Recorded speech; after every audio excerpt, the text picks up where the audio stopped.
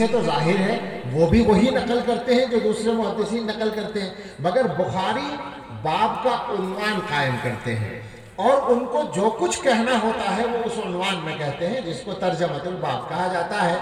इमाम बुखारी रहमतुल्लाह अलैह के इसी तर्ज अमल को उलमा ने यूँ ताबीर किया कि फ़िक़्हुल बुखारी फ़ी तराजीमिही, इमाम बुखारी की जो फ़िक़्ह है वो उनके तराजिम में है, उनकी राय क्या है ये उनके तराजिम से मुतय्यन होता है।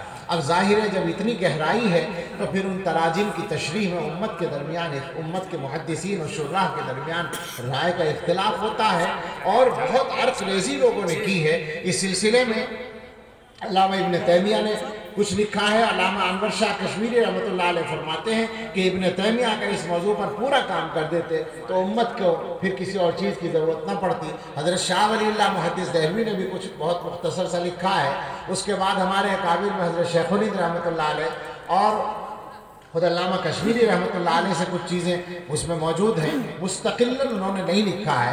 मुस्तकिलन एक तो लिखा है शेखुल हदीस हज़रत मौलाना ज़करिया साहब नव्वरल्लाहु मरक़दहू ने, वो तो मुकम्मल अल अबवाब व तराजिम 6 जिल्दों में छपा हुआ है। और एक फ़ख्रुल मुहद्दिसीन हज़रत मौलाना फ़ख्रुद्दीन साहब मुरादाबादी रहमतुल्लाह अलैह ने एक किताब बाकायदा लिखी है, अल-क़ौलुल फ़सीह अल-क़ौलुन नसीह बिमक़ासिद तराजिम सहीह, और उसको जो हजरात पढ़ते हैं उनकी राय ये बनती है कि जितनी गहराई तक हज़रत मुहद्दिस मुरादाबादी रहमतुल्लाह अलैह जो दारुल उलूम देवबंद के बाद में शेखुल हदीस रहे, जहाँ तक वो पहुँचे हैं, बाज़ ऐसी जगह हैं कि और हजरात वहाँ तक नहीं पहुँचे, चूँकि उनको 50 साल से ज़्यादा बुखारी शरीफ पढ़ाने का यकसुई के साथ मौका मिला। खैर, इस बात का क्या मकसद है, इस सिलसिले में अलग अलग अक़वाल हैं। अक्सर हजरात तो ये कहते हैं, आम तौर पर शुर्रा कहते हैं कि इमाम बुखारी रहमतुल्लाह अलैह इस बाब के ज़रिए से मुअतज़िला की तरदीद करना चाहते हैं। मुअतज़िला ने जिस तरह से सिफ़ात का इनकार किया था, वज़न आमाल का भी इनकार किया था। आमाल को तोला जाएगा, वो कहते हैं कैसे तोला जाएगा, आमाल तो आराज है, जब तोला नहीं जा सकता तो इसका मतलब ये है कि तोला नहीं जाएगा। इंसाफ करने को तोलने से ताबीर कर दिया। उनसे कोई पूछे कि अल्लाह ताला कह रहे हैं हम तोलेंगे, आप कह रहे हैं जी कैसे तोलेंगे, अजीब बात है। आपसे मशवरा करेंगे अल्लाह ताला कि कैसे तोलें हम, आप बिल्कुल बेफिक्र रहे, अल्लाह ताला हर चीज़ पर कादिर है। और हमारे ज़माने में तो ये बहस ही ख़त्म हो गई। हमारे बचपन में, नौजवानी में ये बहस बड़ी तफसील से हुआ करती थी। मुहद्दिसीन करते थे, असातिज़ा करते थे कि आमाल तोलना मुराद है या सहीफ़े तोलना मुराद है या साहिब आमाल को तोलना मुराद है या तोलने की क्या सूरत होगी या आमाल को जिस्म बना दिया जाएगा।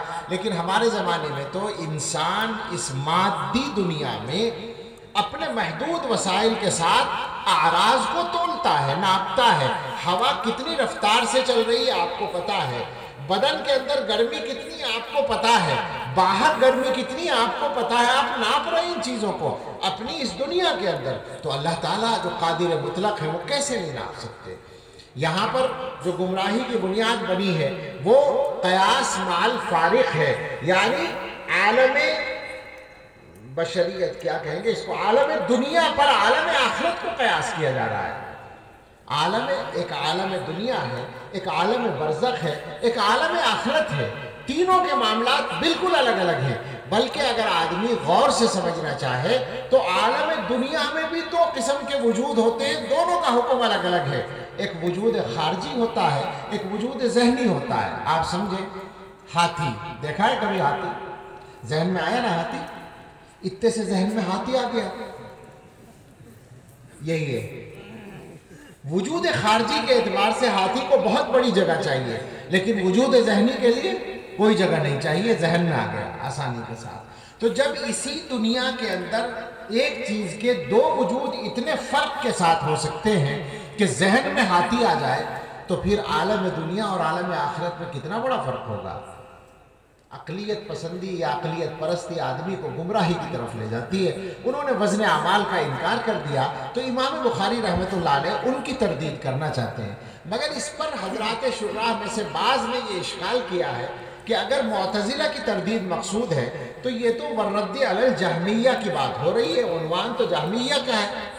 बाज़ हज़रात ने गालिबन अल्लामा ज़ाहिद कौसरी ने तहक़ीक़ करके लिखा है کہ جہمیہ میں سے بھی بعض لوگ وزن اعمال کے منکر تھے، لہٰذا عنوان کے بھی مطابق ہے یہ بات، گویا وزن اعمال کو ثابت کرنا یہ اس عنوان کا، اس ترجمۃ الباب کا مقصد ہو سکتا ہے۔